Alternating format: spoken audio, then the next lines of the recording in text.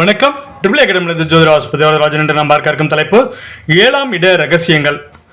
நம்ம சேனலை சப்ஸ்கிரைப் பண்ணாதவங்க சப்ஸ்கிரைப் பண்ணிங்க. அப்போ தான் பதிவுகள் அவசியம் வரும். பார்த்து பயனெல்லாம் ஜோதிட எளிமையாக படிக்க ஆர்வமுள்ளவர்கள் 8668148342 இந்த நம்பருக்கு கால் பண்ணுங்கள். 1 diploma in acupuncture and Siddha, diploma in astrology course நடக்குது. ஆர்வமுள்ளவர்கள் அனைவரும் படித்து பயனெல்லாம். இப்போ வாங்க தலைப்புகளை போகலாம். 7ஆம் இட ரகசியங்கள். 7ஆம் இடம் என்பது ஜோதிடத்தில் திருமண வாழ்க்கை, கூட்டாண்மை மற்றும் வெளி உலக நடப்புகளில் தொடர்புகளை குறிக்கும் இடமாகும். இந்த இடம் ஒருவரின் வாழ்க்கை துணை, திருமண உறவு, வணிக கூட்டாண்மை, கூட்டாளிகள் மற்றும் சமூக உறவுகள் போன்ற விஷயங்களில் முக்கிய பங்கு வகிக்கிறது. 7ஆம் இடத்தில் முக்கிய அம்சங்கள் பார்த்தோம்னா திருமணம் தான் 7ஆம் இடத்துல முக்கியம்.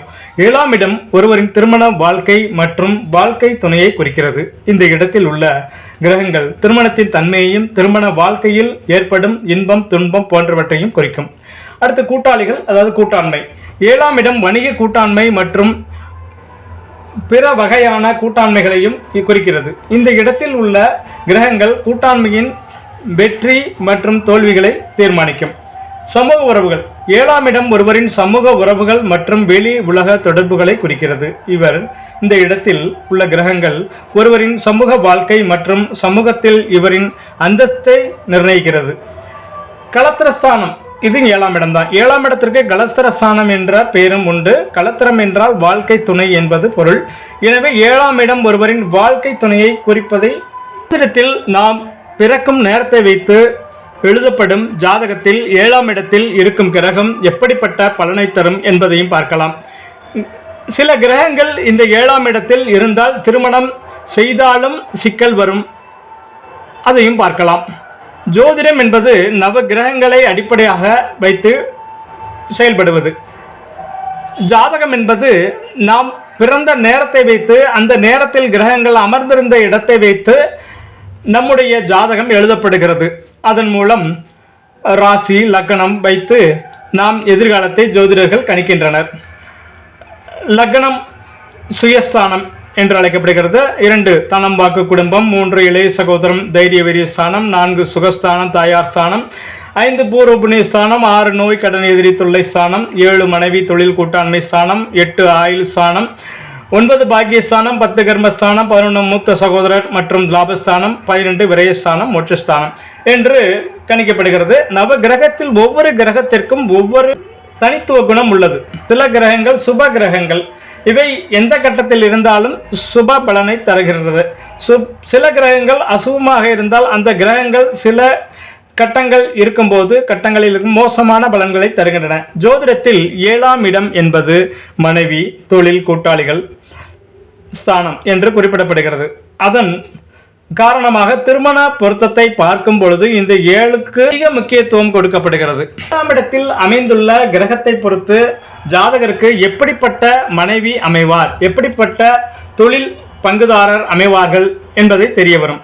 அந்த வகையில் நம் ஜாதகத்தில் 7ஆம் இடத்தில் எந்த கிரகம் இருந்தால் என்ன பலன் தரும் என்பதையும் பார்க்கலாம். 7இல் சூரியன், சன் இன் 7th house. மிக சிறந்த வாழ்க்கை துணையை பெறுவார்கள்.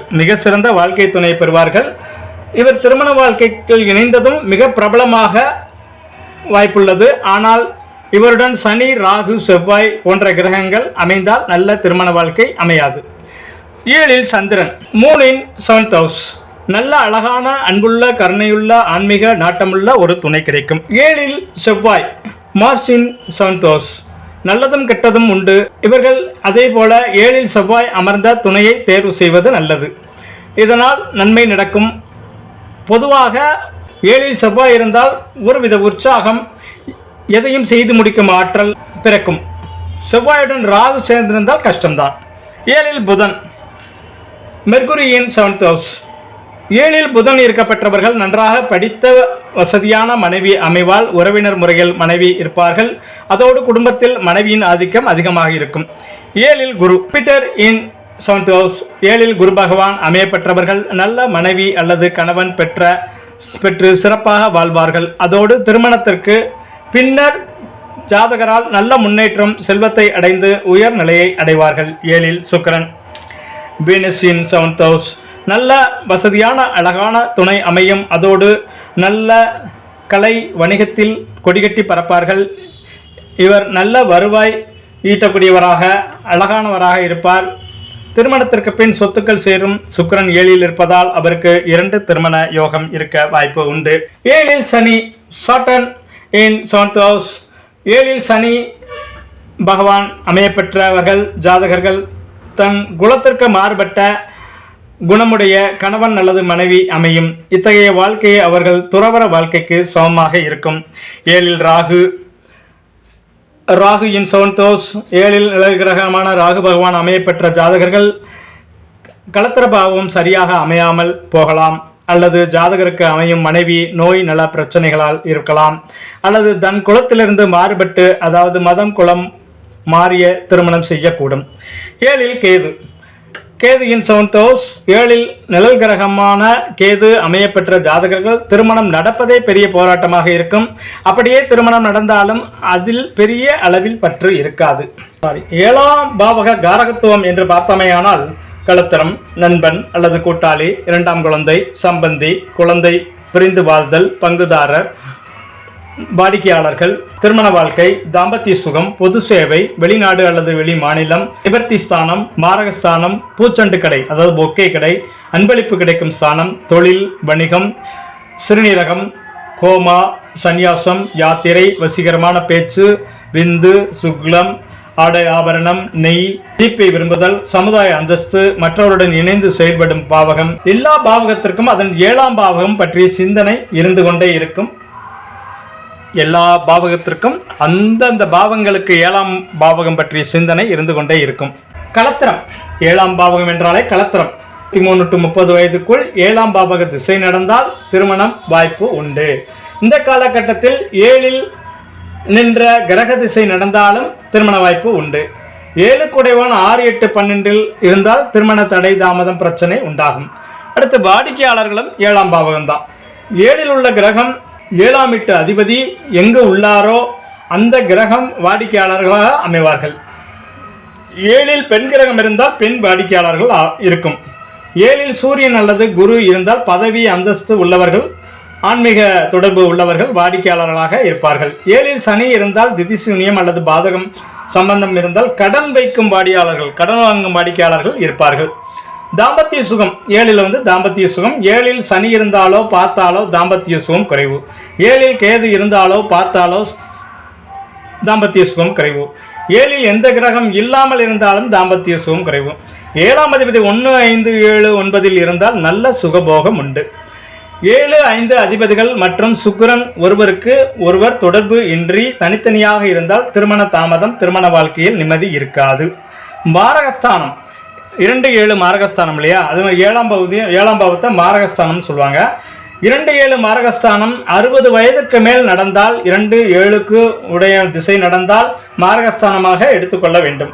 செவ்வாய், சனி, மாந்தி, பலி இத்துடன் 2, 7 சம்பந்தப்பட்டால் இவர்களால் பாதிக்கப்பட்டவர்கள் இறந்து விடுவார்கள். வழக்கிலிருந்து விடுபட 7ல் 7, 11 தொடர்பு தேவை. வழக்கிலிருந்து விடுபட 7, 11 தொடர்பு தேவை. தொழிலுக்கு 7ஆம் பாவகம் முக்கியத்துவம். 10ஆம் பாவகத்திற்கு 10ஆம் பாவகம் 7ஆம் பாவகம் ஆகும். 10ஆம் பாவத்திற்கு 10க்கு 10 7ஆம் பாவகம். அதனால தொழிலுக்கு 7ஆம் பாவகம் முக்கியம். வணிகம்னு எடுத்துக்கிட்டா 7ஆம் பாவகம் முக்கியம். 7ல் ஒரு கிரகம் இருந்தாலோ லக்னத்தை பார்த்தாலும் 7ஆம் அதிபதி லக்னத்தை பார்த்தாலோ வணிகனின் மகன். 7ல் ஒரு கிரகம் இருந்தாலோ லக்னத்தை பார்த்தாலும் 7ஆம் அதிபதி லக்கணத்தை பார்த்தாலும் வணிகனின் மகன். 7ஆம் இடம் என்பது முத்திரை வைத்தல், எடைகாட்டும் எந்திரம் ஆகியவற்றை குறிக்கும். சிறுநீரகம் 7ஆம் பாவகம் சிறுநீரகத்தை குறிக்கும். 7க்கு செவ்வாய் சனி தொடர்பு ஏற்பட்டால் சிறுநீரக பிரச்சனை, கல்லடைப்பு இருக்கும். ஹோமாஸ்டேஜ் 7ஆம் அதிபதி லக்கணத்திலிருந்து 5 குடையவன் 8ல் இருந்து 7ஆம் அதிபதி லக்கணத்திலிருந்து 5 குடையவன் 8ல் இருந்து திதிசூன்யம் பாதகம் சம்பந்தப்பட்டால் நினைவு இழத்தல், ஹோமாஸ்டேஜ் ஏற்பட வாய்ப்பு உள்ளது. இவர்களுக்கு தலையில் அடிபடாமல் பார்த்து கொள்ள வேண்டும். சந்நியாசம் இதுவும் 7ஆம் முடிதான். களத்திரம் மனைவியும் அதுதான் சந்நியாசம். 7 குடையவன் 5ல் இருந்தால் கொஞ்சம் கவனமாகவே பலன் பார்க்க வேண்டும். 7 குடைவன் 5ல் இருந்தால் கொஞ்சம் கவனமாக பலன் பார்க்க வேண்டும்.